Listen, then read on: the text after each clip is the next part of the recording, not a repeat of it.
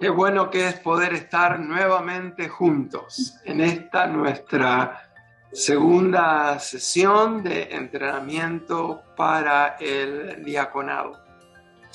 He llamado a este programa Diáconos del Dios Vivo, una perspectiva bíblica y contemporánea. Y es muy importante que esta perspectiva de la cual vamos a hablar sea primeramente bíblica, es decir, lo que vamos a estar enseñando está basado nada más ni nada menos que en la Biblia, la palabra de Dios. He tenido el privilegio de tener padres que leían la Biblia, estudiaban la Biblia. Mi padre tiene 91 años y todavía él pastorea y por supuesto lee y estudia la Biblia todos los días. Así que en mi caso llevo más de 50 años leyendo la Biblia, estudiando la Biblia, y les confieso que cada día me atrapa más la lectura de la palabra del Señor. Como ustedes saben, la Biblia tiene 66 libros de diferentes géneros. Tenemos libros de profecía, poesía, sabiduría, historia. Y cada uno de estos libros y todos ellos son inspirados por Dios y útiles para enseñar, para reprender, para corregir e instruir en justicia, a fin de que quienes servimos a Dios estemos preparados y capacitados para toda buena obra. La segunda parte de la Biblia solemos llamarla el Nuevo Testamento, y es la parte que contiene el misterio revelado de Dios a partir de la llegada de Jesús al planeta Tierra. Los primeros 4 libros del Nuevo Testamento los solemos llamar generalmente los 4 evangelios, y contienen las historias y enseñanzas del Hijo de Dios a fin de que creyendo en Él tengamos vida eterna, según nos narra Juan capítulo 20, verso número 31. Luego de estos 4 evangelios viene el 5.º libro del Nuevo Testamento llamado Hechos de los Apóstoles. Y a diferencia de otros libros del Nuevo Testamento que son más bien de tono doctrinal, como el libro de Romanos, con un profundo contenido ético, teológico, donde se nos enseñan cosas que debemos adoptar y obedecer o cosas que tenemos que desechar. El libro de Hechos de los Apóstoles es un libro histórico que narra los comienzos de la iglesia primitiva.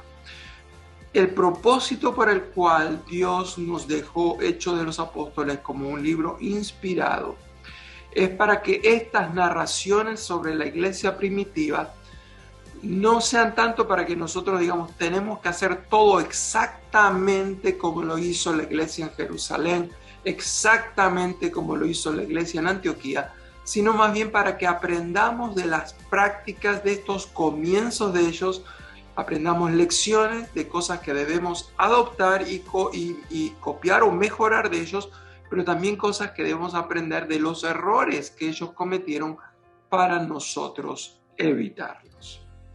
Así que el libro de Hechos de los Apóstoles comienza en los últimos momentos de vida de Jesús, justo antes de la ascensión de Jesucristo para su reencuentro con Dios el Padre.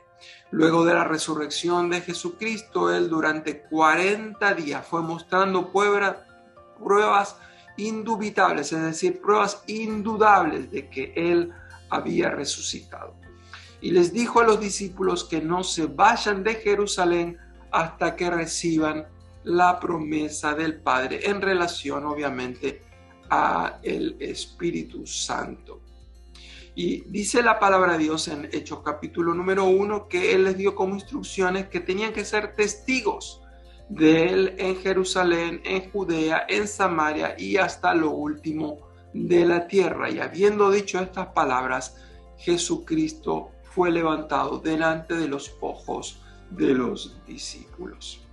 En ese momento aparecen 2 varones con vestiduras resplandecientes, los cuales les anuncian que ese mismo Jesús, de la manera que él acababa de subir a los cielos, él volvería. evento que nosotros estamos esperando con gran gozo y anticipación. Decimos juntamente con todos los cristianos en el mundo entero: sí, ven Señor Jesús, ven pronto. Ahora, en estos primeros capítulos del libro de Hechos de los Apóstoles se nos enfatizan algunas lecciones relacionadas con la iglesia del Dios vivo.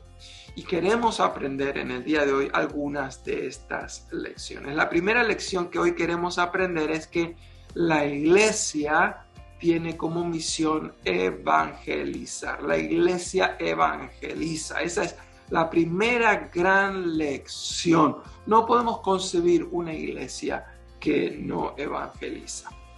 Conforme a la iglesia primitiva, tanto en Jerusalén como en Antioquía, la iglesia predica, la gente se convierte y la iglesia entonces discipula a los que van creyendo. La Gran Comisión la tenemos instituida en la Biblia en diferentes pasajes, tanto en los Evangelios como Hechos de los Apóstoles. Tenemos, por supuesto, el de Mateo 28, 18 al 20, Marcos 16, 15, Lucas 20, 46 al 48. Tenemos Juan 20, 21, uno que es importantísimo, y por supuesto Hechos, capítulo número 1, verso número 8 que mencioné recientemente. La iglesia siempre tiene como enfoque evangelizar para crecer, discipular para formar y enviar para multiplicar. Quiero repetir este concepto. La iglesia evangeliza para crecer, discipula para formar a los que se están convirtiendo en discípulos y los enviamos para multiplicarlos. En el momento en que dejamos de evangelizar como iglesia, en ese momento es como que dejamos de apretar el acelerador. Y en el momento en que dejamos de apretar el acelerador, consciente o inconscientemente comenzamos a frenarnos, aún sin tocar intencionalmente el freno. No estamos diciendo vamos a pararnos, no, pero inconscientemente al dejar de evangelizar comenzamos a disminuir el envío, el impulso de la iglesia. Y poco a poco comenzamos, sin darnos cuenta, a estancarnos, a adormecernos, conformarnos. Nos vamos sintiendo cada vez un poquito más cómodos. Al poco tiempo que dejamos de evangelizar, ahora tampoco discipulamos. Ya tampoco entonces no hay necesidad, al no haber nuevos discípulos, de formar líderes, y por lo tanto al no estar formando líderes tampoco tendremos nuevos obreros para enviar. Por lo tanto tampoco surgirán nuevos ministerios. Ahora ya la iglesia poco a poco ha dejado de alumbrar. Pasamos a conformarnos con ser un pequeño pueblo muy feliz, en lugar de recordar que somos la luz del mundo, la sal para la cual Dios nos colocó a manera de preservar de la pudrición que impera en este mundo. Así que la primera gran lección es: la iglesia evangeliza para cumplir su misión. La iglesia de todo el mundo, en todas las épocas, fue llamada a ir y predicar el evangelio a toda criatura, sabiendo que el que creyere y fuere bautizado será salvo.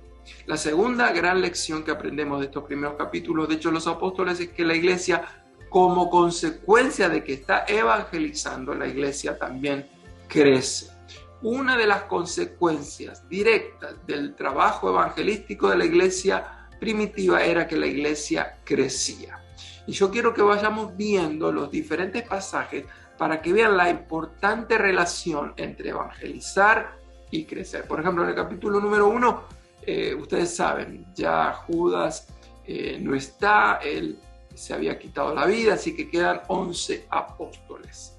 Esos 11 apóstoles convocan a los 120 en el aposento alto, que es el mismo lugar donde estuvieron con Jesús antes de su partida, en lo que nosotros llamamos históricamente la última Pascua y la primera cena que Jesucristo instituyó. En el capítulo número 2, 50 días después de la resurrección de Cristo, llega lo que se llama el evento de Pentecostés. Y en aquel día, luego de un poderoso sermón predicado por el apóstol Pedro, en aquel día se convirtieron como 3,000 personas. Imagínense qué poderosa esa evangelización. De 120 en un día pasan a 3.000. Pero dice no solamente que se convierte en 3.000 personas, dice que el Señor iba añadiendo a la iglesia cada día los que iban a ser salvos, según capítulo 2, verso 47 de Hechos. En el capítulo número 4 tenemos a Pedro y Juan, han sido puestos en la cárcel. Como resultado, ellos siguen predicando, y en el capítulo 4 ya tenemos que ese día se convierte en 5.000 hombres. 4.4 dice eso, más obviamente las mujeres. Y lo que es muy impresionante en ese pasaje es que los apóstoles no piden ser liberados de la persecución, sino que piden mayor denuedo y valor para seguir predicando. Y la Biblia dice que la gente se seguía convirtiendo. Pasamos al capítulo número 5 y dice que el número de los que creían aumentaban cada día, tanto en hombres como en mujeres, y que todos los días, tanto en el templo como en las casas, no cesaban de enseñar y predicar. Así que si vamos viendo del capítulo 1 al capítulo 5, vamos viendo que de un grupo sumamente reducido, 11, 120, pasan a 3.000, siguen creyendo, 5.000 más se convierten, siguen añadiéndose cada día más personas, hasta que llegamos al capítulo 6, capítulo muy importante para nosotros en el día de hoy. Dice que cada día se estaban convirtiendo más personas y que cada día crecía el número de discípulos. Y aquí queremos enfatizar que en medio de esta explosión de evangelización y crecimiento viene la tercera gran lección, y es que la iglesia sufre. Sí, es verdad, la iglesia evangeliza, la iglesia crece, pero la iglesia también sufre. Como resultado de esta evangelización y crecimiento comienzan a haber diferentes tipos de tensiones. Tensiones externas, comienza la persecución. Tensiones internas, comienza la murmuración y los comentarios de que los apóstoles hay cosas que no están haciendo correctamente. Y yo creo que esta es una lección que nos cuesta reconocer, pero todos debemos aprender. Es absolutamente normal que haya conflicto en la iglesia. Y no solamente en la iglesia, es normal que haya conflicto en el hogar, en el matrimonio, en un trabajo, en un negocio, en una empresa. Somos personas que cuando nos relacionamos con otras solemos traer nuestras roces y nuestras fricciones. Así que tanto en los buenos negocios como en los malos negocios, en los buenos matrimonios como en los malos matrimonios, en las buenas familias como en las malas familias, en las buenas iglesias como en las malas iglesias, en ambas siempre hay conflictos. La presencia de conflicto o la ausencia de conflicto no es señal ni de que somos buenos ni de que somos malos. La diferencia existe en el siguiente punto, y quiero que presten muchísima atención en esto. La gran diferencia existe en que los buenos negocios, las buenas iglesias, los buenos matrimonios, los buenos hogares, las buenas empresas toman nota del conflicto, evalúan lo que está sucediendo y buscan solucionarlo lo antes posible. En cambio, los malos matrimonios, las malas familias, las malas iglesias, las malas empresas, les cuesta a veces por orgullo reconocer de que existe conflicto y por lo tanto no trabajan en buscar resolverlo. Y entonces se convierte como en una bola de nieve, una bola cada vez más grande hasta llega un momento que va arrasando con todo lo que se encuentra en su camino. Seguramente ustedes han participado, ya sea en el hogar, como en alguna congregación o en algún negocio o empresa, este tipo de situaciones. Hay conflicto, algunos lo encaran rápidamente, buscan la solución, como hizo la iglesia en Jerusalén. Algunos lo ignoran, lo van postergando, tratando de colocar eso fuera de la vista de la mayoría, pero como se dice vulgarmente por ahí, nadie quiere reconocer que dentro de nuestra habitación tenemos un gran elefante. Ese elefante es el conflicto. Así que surge el conflicto, la iglesia está sufriendo, hay murmuración de que las viudas de los griegos no estaban siendo tan bien atendidas como las viudas de los hebreos. Y entonces aquí viene la cuarta lección, y es que la iglesia, como producto del crecimiento, de la evangelización y del conflicto, la iglesia toma un tiempo para reflexionar. La iglesia necesita evaluar qué es lo que está pasando. Y entonces, en cuanto a este periodo de reflexión de la iglesia en Jerusalén, surgen 4 cosas que nosotros necesitamos aprender de ellos. La primera de ellas es que hay una profunda necesidad de escuchar. Cada vez que surgen estos comentarios, aunque nos duelan, aunque nos cuesta reconocerlos, necesitamos escucharlos. A veces estos comentarios no son 100% realistas, a veces son solamente la opinión de unos pocos. Sin embargo, es bueno tomar un tiempo para escuchar estos comentarios, a ver qué es lo que podemos aprender de todo esto. La segunda necesidad que surge de este pasaje es que no solamente es necesario escuchar, sino que es necesario evaluar. Es necesario hacernos alguna serie de preguntas. ¿Qué podemos hacer mejor? ¿Qué deberíamos estar haciendo a cambio? ¿Cuál sería la mejor manera de solucionar este problema? ¿Hay en nuestra congregación alguna persona o algún ministerio que pueda hacerse cargo de esta situación? ¿Quiénes serían las personas más indicadas para esta tarea? ¿Seremos nosotros los apóstoles los más indicados para servir a las mesas? En el caso de ellos, evaluaron no solamente la situación con las viudas de los griegos, sino que tuvieron que evaluar el funcionamiento general de toda la congregación. Y entonces llegamos al tercer punto. Surge no solamente la necesidad de escuchar, de evaluar, sino que en tercer lugar surgió la necesidad de priorizar, es decir, era necesario, ya que no se podía hacer todo al mismo nivel, era necesario tomar una evaluación y ver cuáles eran las prioridades del caso. En el caso de ellos se dieron cuenta que lo más importante no era que los apóstoles dejen de hacer todo lo que ya estaban haciendo para ahora poderse atender el conflicto con las viudas de los griegos, sino que ellos se dieron cuenta que ellos tenían que, por prioridades para la congregación general, seguir dándole como primera prioridad en la importancia que tiene la predicación, la enseñanza y la oración. Pero eso no eliminaba el conflicto, la crisis, la murmuración. Así que en cuarto lugar, ellos se dan cuenta de que ellos necesitan entonces decidir cómo van a solucionar este conflicto.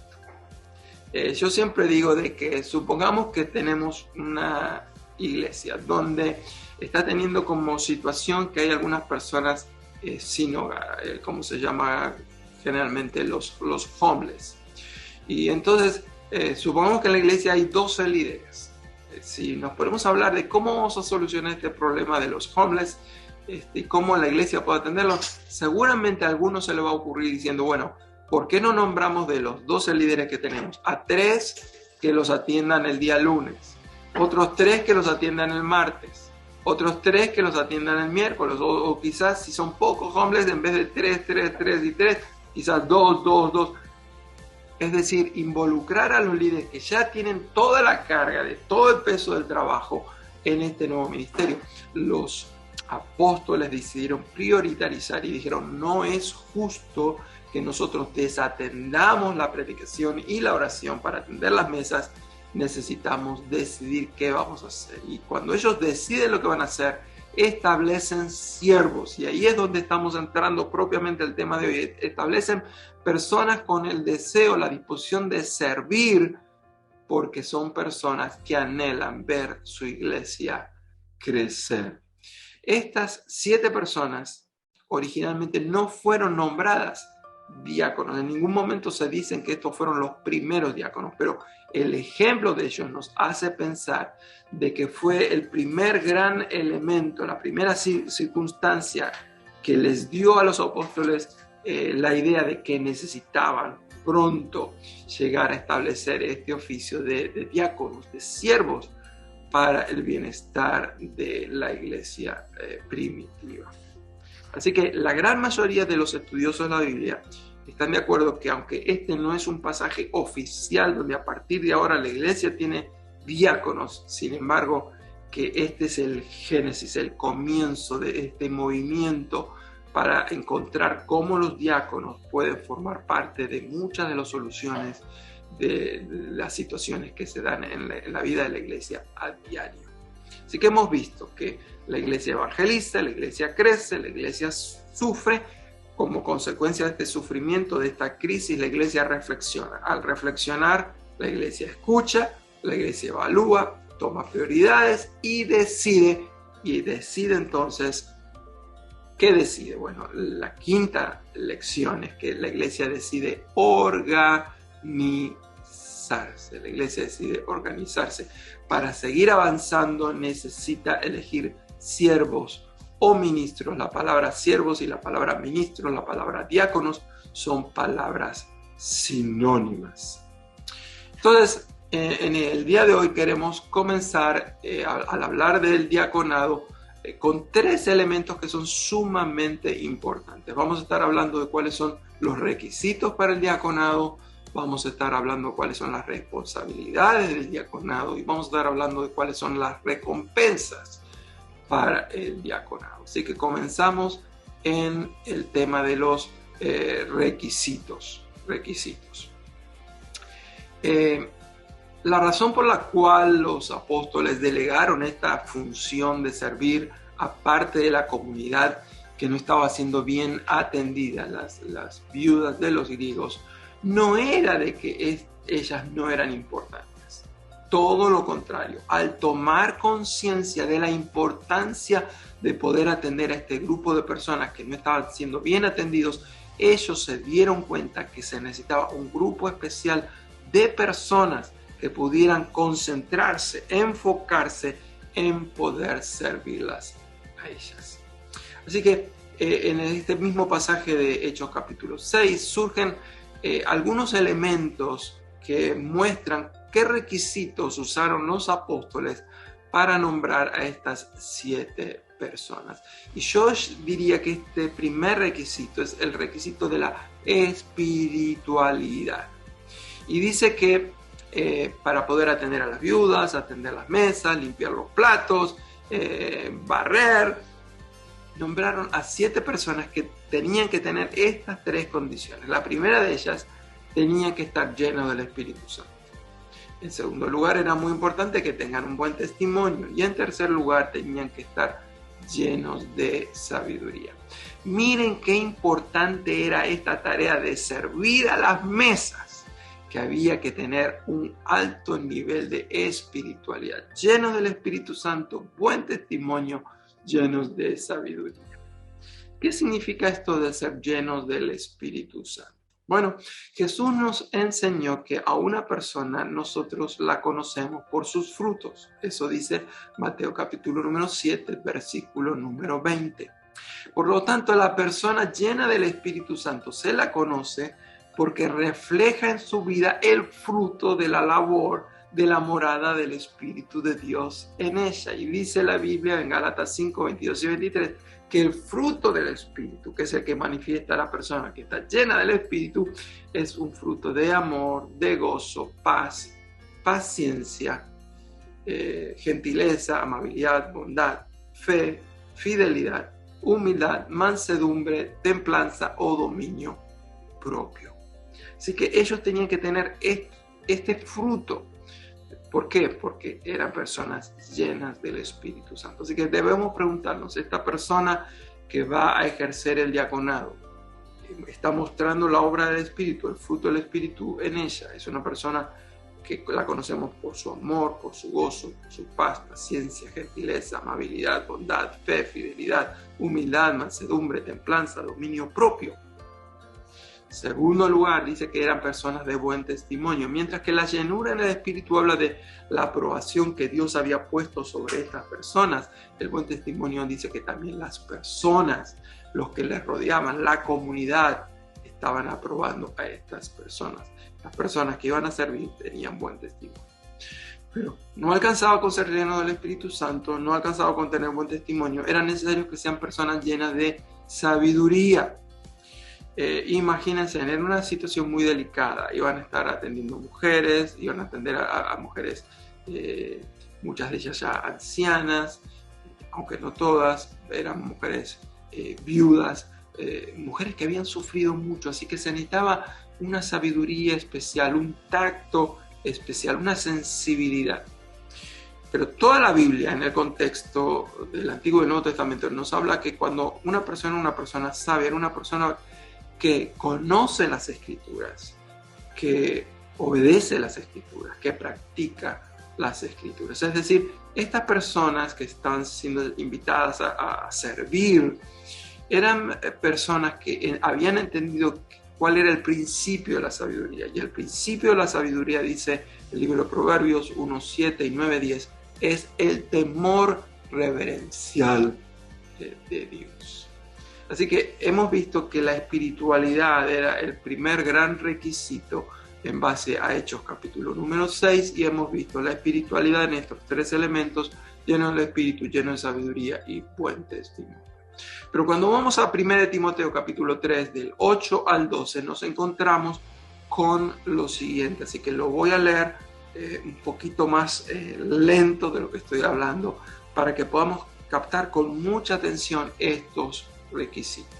Dice así el apóstol Pablo: de la misma manera, también los diáconos deben ser dignos de una sola palabra, no dados al mucho vino, ni amantes de ganancias deshonestas, sino guardando el misterio de la fe con limpia conciencia, que también estos sean sometidos a prueba primero, y si son irreprensibles, que entonces sirvan como diáconos.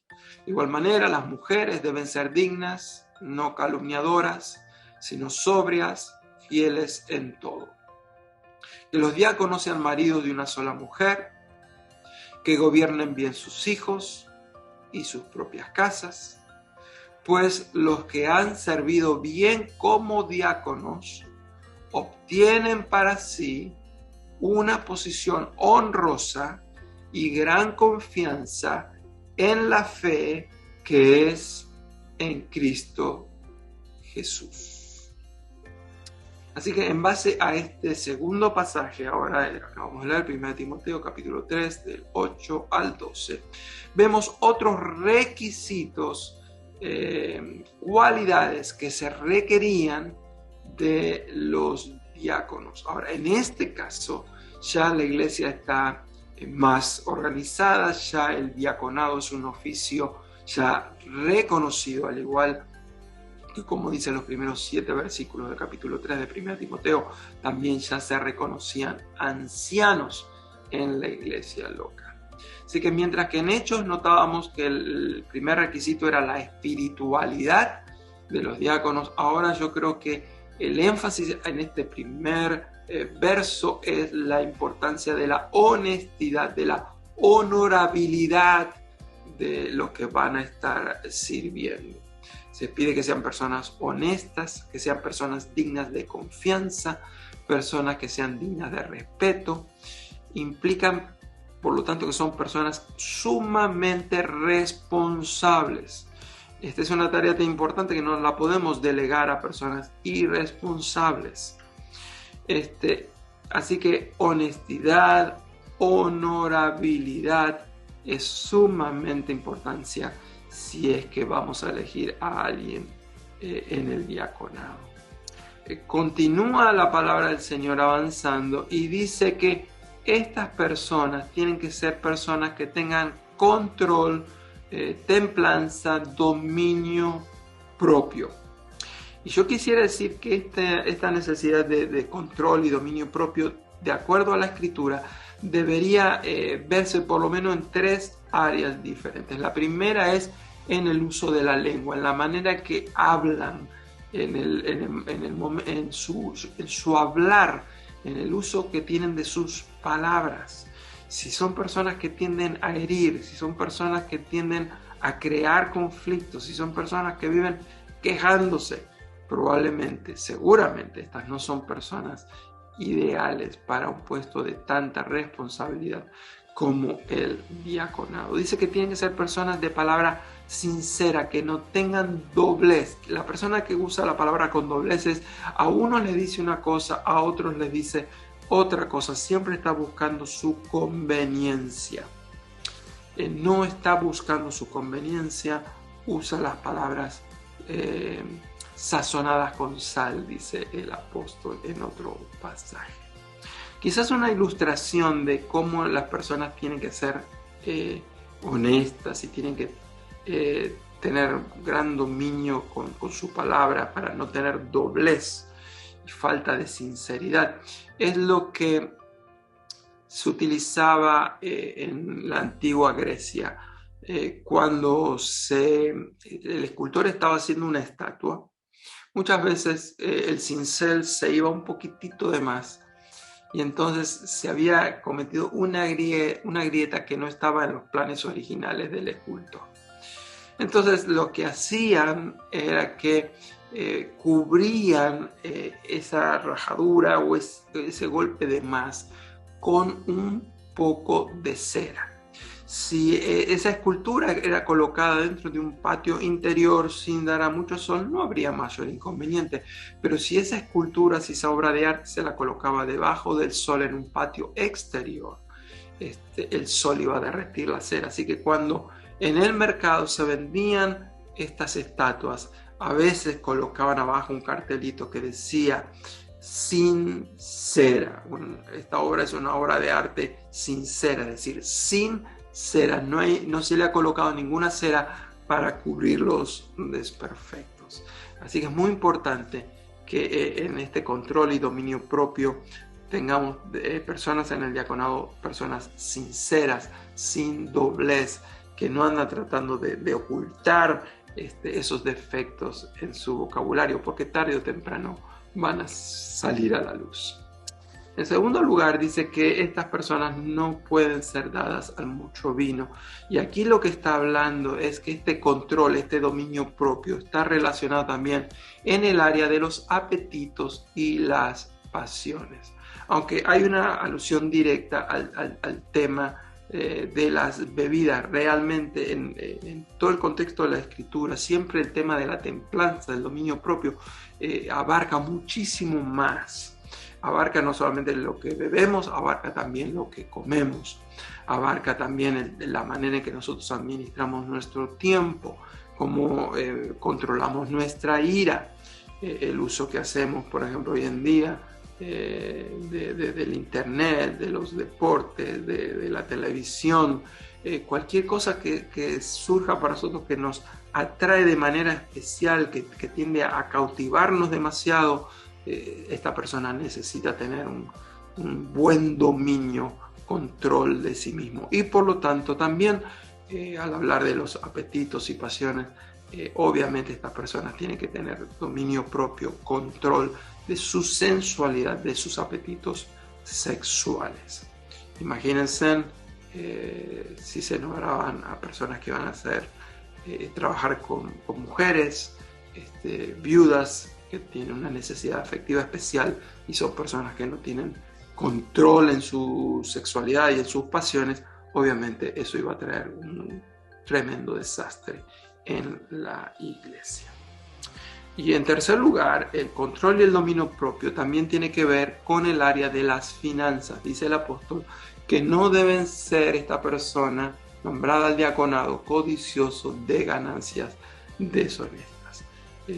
Obviamente una persona que va a estar trabajando con recursos de la congregación no puede tener este tipo de ambiciones. Estamos hablando de los requisitos, hemos hablado de la espiritualidad, hemos estado hablando de honestidad y honorabilidad, hemos hablado de control y dominio propio. El próximo en la lista de los requisitos es la necesidad de fidelidad. Tiene que ser una persona fiel. Y dice que debe guardar el misterio de la fe con limpia conciencia. Todo el plan de la salvación es llamado en las Escrituras una y otra vez, en Efesios capítulo número 1, en Colosenses capítulo número 4, el misterio, el gran misterio de Dios. Pero el tema es que los que van a ejercer el diaconado deben guardar el misterio de la fe, tener una clara comprensión de lo que es el Evangelio.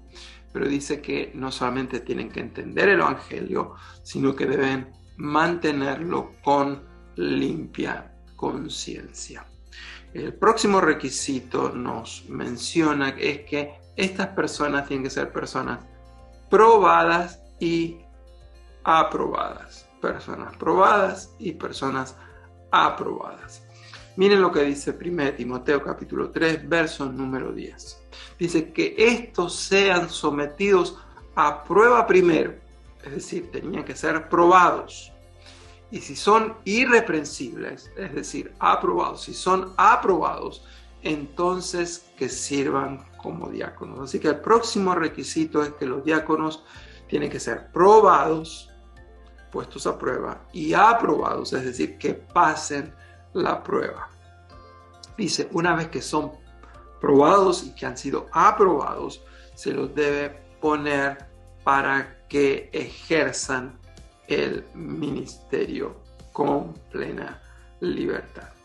Y aunque no se menciona específicamente de qué manera eran puestos a prueba, yo creo que es bastante obvio que podemos pensar en algunos elementos. Por ejemplo, en este tiempo en que se los ponía a prueba, se los quería conocer. Se quería conocer cuál era el carácter de estas personas. ¿Se acuerdan que habíamos dicho que, de acuerdo a Hechos, en el elemento de la espiritualidad tenían que ser llenos del Espíritu Santo, y dijimos que si eran personas llenas del Espíritu Santo tenían que manifestar el fruto del Espíritu? Así que era un examen del carácter. El carácter era manifestar el fruto del Espíritu, el amor, el gozo, la paz, la paciencia, la bondad, la benignidad, la fe, la fidelidad, la mansedumbre, el dominio propio, la templanza. Así que se estaba evaluando. Estas personas reflejan en su carácter la obra de Dios en ellos. En segundo lugar, me imagino yo también que se estaba evaluando y proponiendo a prueba el historial de su servicio en la fe. Cómo se habían manifestado anteriormente en sus tareas de responsabilidad. Por ejemplo, supongamos que estamos buscando a alguien que nos ayude en un proyecto específico, pero resulta ser que esta persona a la cual estamos considerando sabemos que tiene la habilidad de hacerlo, pero en el pasado, de 4 proyectos que comenzó, 2 los dejó por la mitad. Entonces yo tengo un nuevo proyecto y me veo muy tentado por la habilidad de esta persona a invitarla nuevamente a que forme parte de este proyecto de servicio. Pero su antecedente de incumplir me crea la duda. Me pregunto, si de 4 veces 2 lo hizo y 2 no, 2 lo cumplió, 2 falló, en esta quinta, ¿en cuál de las 2 estará? ¿Cumplirá o no cumplirá? ¿Se dan cuenta? Porque es muy importante evaluar. Muchas veces es mejor no tener la persona más capaz, pero tener la persona más responsable. Al poner a prueba, también se estaría evaluando la reputación, el testimonio de esta persona. Se estaría poniendo a prueba si eran personas sabias, si eran personas de fe. Se estaría poniendo a prueba también su preparación, su conocimiento acerca de las cosas de Dios. Podrían ser muy habilidosos en muchas cosas, pero eran personas absolutamente neófitas, que desconocían por completo, eran recién convertidas. Que todas esas cosas eran puestas a prueba.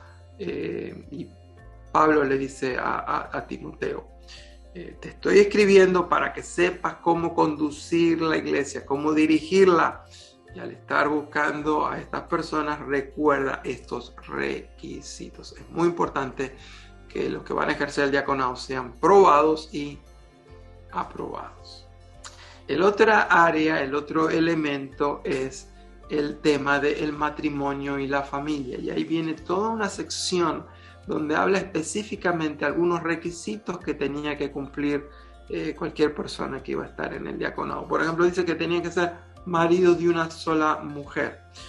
Personalmente no creo que es obligatorio estar casado, pero lo que me parece que está diciendo el pasaje es que si está casado, obviamente tiene que ser una persona que tiene una sola esposa. Así que eso habla de una relación matrimonial fidelidad, es decir, esta persona no puede tener una esposa por aquí y otra por allá, en otro país, o su esposa por acá, pero también un amante. Así que no se acepta ese tipo de infidelidades, no se acepta bigamia. Dice que también tienen que gobernar bien su casa, que tienen que tener hijos, y eso está hablando del testimonio que habla de esta persona en el hogar. En conclusión, cuando estamos hablando de todos estos requisitos, estamos viendo que el gran énfasis es la fidelidad en el carácter y en la madurez espiritual. Si ustedes notan en la comparación entre los primeros 7 versículos del capítulo 3 de Timoteo y del 8 al 13, se van a dar cuenta que los requisitos para un anciano o pastor y los requisitos para un diácono son sumamente similares. No es que hay que ser más espiritual para una cosa y menos espiritual para el otro oficio. Ambas funciones, ambos oficios requieren un alto nivel de espiritualidad para poder ejercer con dignidad y con aprobación, sea ser anciano, pastor o sea ser un diácono. Así que me parece que hoy hemos estado cubriendo bastante terreno, hemos llegado aún hasta los requisitos de los diáconos. Déjenme avanzar un punto más, que es el tema de las responsabilidades que tiene que ejercer el diaconado. Y yo quisiera dividir estas responsabilidades en 2 áreas: las responsabilidades de acuerdo a lo que la Biblia dice y las responsabilidades en base a nuestro contexto contemporáneo.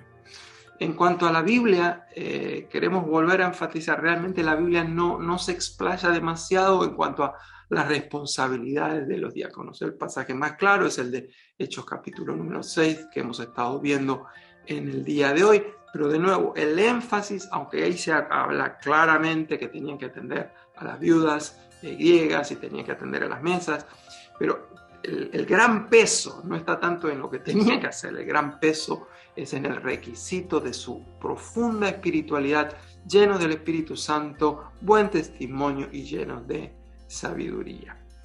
En Timoteo directamente ni se mencionan básicamente cuáles van a ser las funciones. Se dice que ellos iban a estar sirviendo.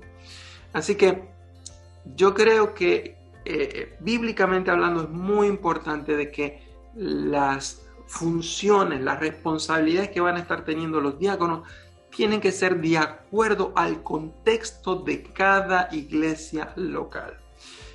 Diferentes iglesias locales que trabajan con diferentes culturas, en diferentes países, en diferentes idiomas, en diferentes contextos y situaciones, les van a estar dando a los diáconos diferentes responsabilidades. Yo creo que toda la Biblia está enfatizando estos 2 pasajes, la importancia de que las responsabilidades son de acuerdo a las circunstancias, a las necesidades. En el caso de la iglesia en Jerusalén, surgió la necesidad de atender a las viudas y ahí se los pusieron a trabajar. Hablemos un poquitito de las responsabilidades de acuerdo a nuestros contextos presentes, modernos. Toda iglesia debería hacerse las preguntas de, por ejemplo, ¿cuáles serían algunas de las tareas que podríamos delegar? Así como la iglesia en Jerusalén delegó servir a las mesas, ¿qué tipo de tareas podríamos delegar nosotros a las personas que están en nuestro diaconado? Y un estudioso escritor llamado Ben Merkle, él menciona algunas posibles áreas, así que yo quiero mencionar algunas de las áreas que él menciona. En primer lugar, él menciona quizás una de las áreas que se le puede delegar a las personas en el diaconado son el trabajo, la administración de las instalaciones de la iglesia local.